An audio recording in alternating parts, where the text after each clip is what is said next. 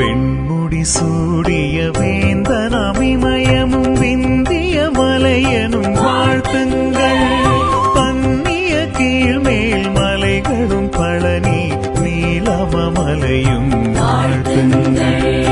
ஆனிடம் இருந்து நீரினை வழங்கும் கங்கையும் யமுனையும் வாழ்த்துங்கள். தேனுறும் நீரினை தென்னவர் கழிக்கும் பொன்னியும் பொருணையும் வாழ்த்துங்கள். இந்திய அன்னையின் எழில் ஒரு உடையாம் வங்கமும் அரவியும் வாழ்த்துங்கள்.